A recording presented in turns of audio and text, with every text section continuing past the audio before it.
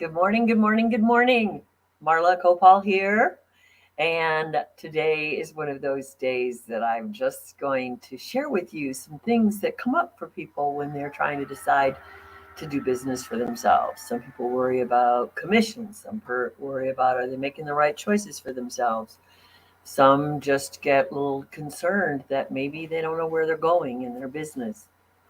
So those are all interesting conversations to have with yourself, but they're not ones that you want to stay in the mud with and wallow around in.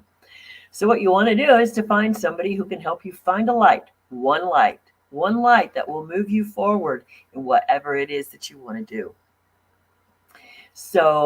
And if you want to just have a conversation, I share 15 minutes with you to see if I can point you in any direction that might serve you, whether it's me or someone else. So you just hit successwithmarla.com and I can help. So I read a post the other day on LinkedIn. And so I do play between Facebook and LinkedIn, but because there's two different audiences there. And most of the people that are in my network marketing businesses are on Facebook. So I work and I train with them on how to market better there. And then I have clients that I pick up a little more commonly over on LinkedIn because they're a little more definitive about some of their business needs. And the strategies are things that we can talk about easier over there because of what their focus is. So I'm not saying nobody has a good focus. I'm just trying to say that one is a more social environment and one is a more work-oriented environment. They both get work done. So that's not the issue. The thing is where's your audience? When you find where your audience is, you talk to your audience. And I happen to have two audiences. And so that works for me.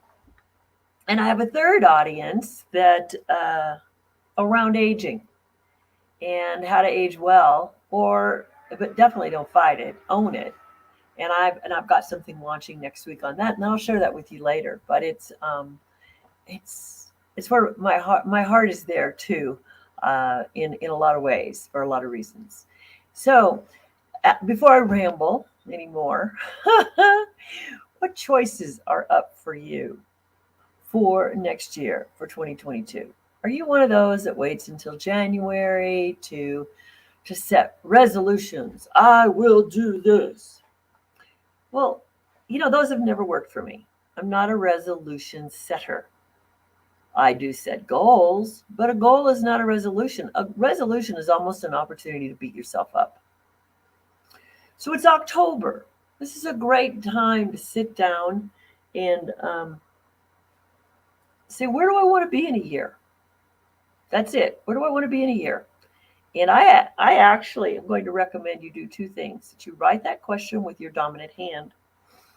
And I'm going to suggest you write in your non-dominant hand your answers. You won't be able to read them.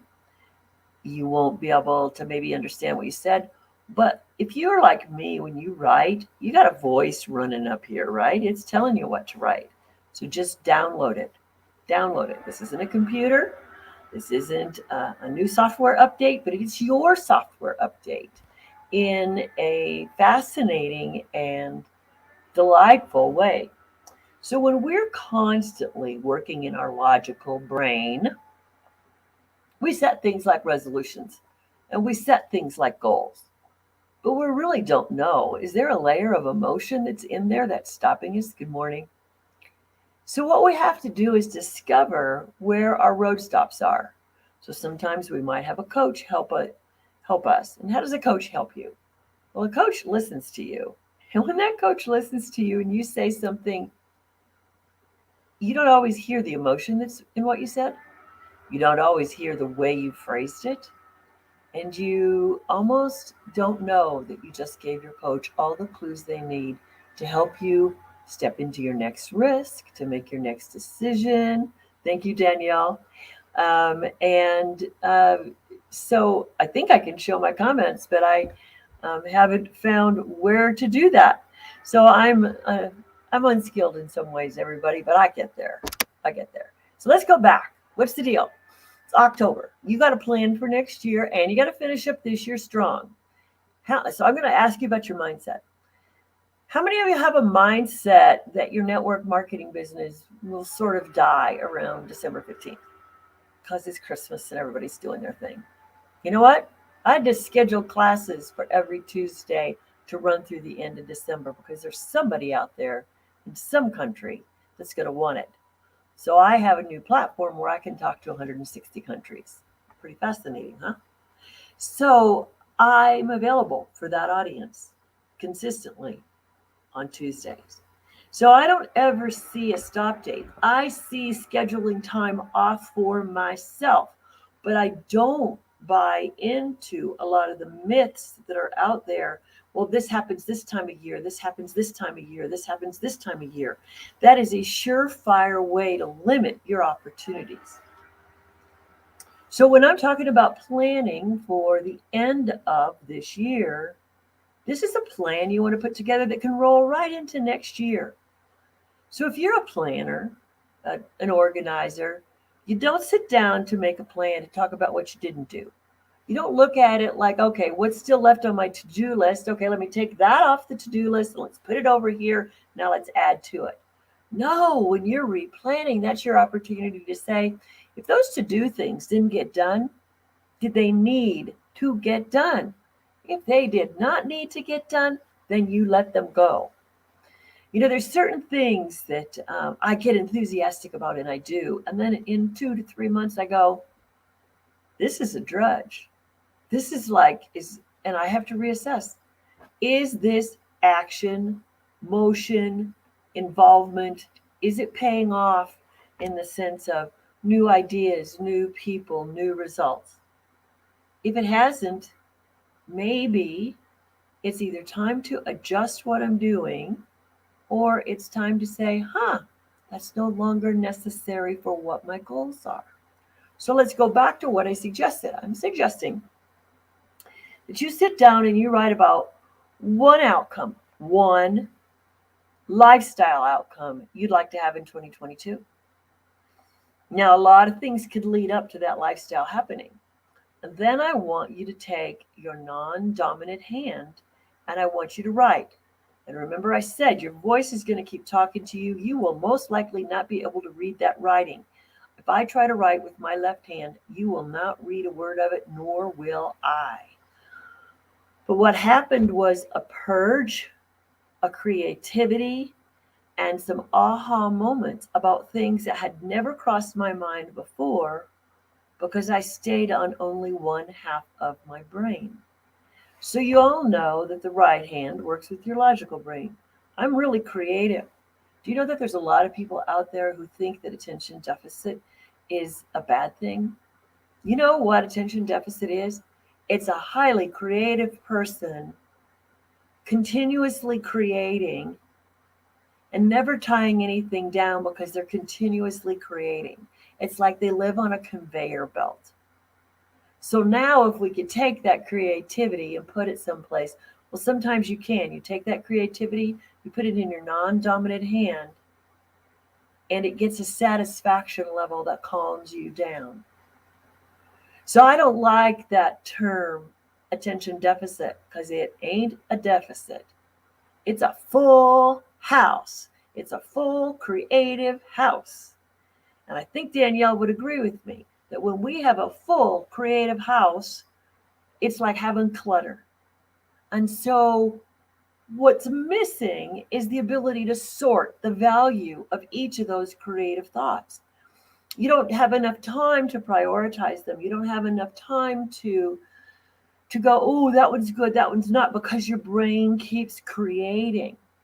So if you would plan for 2022 and then dump all that creativity out with your dominant hand, you'll be able to come back and go logical and say, oh, here's the 2 things I want to do. It doesn't have to be all of them. But here's what you've done is you've satisfied your whole self because your creative self got in on the game and your logical self got in on the game. So the fascinating thing people have about their life and business is that there's one formula. Nope, there's your formula. So when people want me to put myself in a box as a mentor, and I'm a mentor, not a coach, because I don't have a formula. I got to hear where you are. I got to see how your brain works. Now, there's structures that I can give you. There's steps I can give you in the world of social media and in sales. Yes, there are steps. But we first have to understand what about yourself is your gift. We discover your gift first. And then when we have your gift, we know where to go. So people see me as a real pragmatist. What they don't know is as I'm one of those people that has to write with my non-dominant hand often in order to get some control back of my creativity. They don't know that I can sit across the screen from you and feel you. Now, people have all sorts of names for that. You know, I used to think my sensitivity was a negative. It's actually my strength. And many of you out there have sensitivities and you're hiding it behind structures and systems and to-dos and resolutions. So I'm here today to suggest that you own who you are. You hit my link here, successwithmarla.com, and you schedule 15 minutes so that we can see what hangups do you have if you are dissatisfied with your results in attraction marketing and meeting people and growing your teams, because it may be a simple process of you're denying your skills and your assets. You may not be showing the full you because someone said, here's the formula to follow, here's the script to follow. If you are not you, people will not buy from you. So my job as a mentor is to help you play fully out as you while you're working in the generic system called attraction marketing, network marketing, coaching. I mentor you from the space that you're currently in so that you can see where it is you can go. So I'm looking forward to connecting with some of you very, very soon. And I hope you have a great day. And I'll be on 8:30 Mountain Time tomorrow. Talk to you soon. Thanks, Danielle.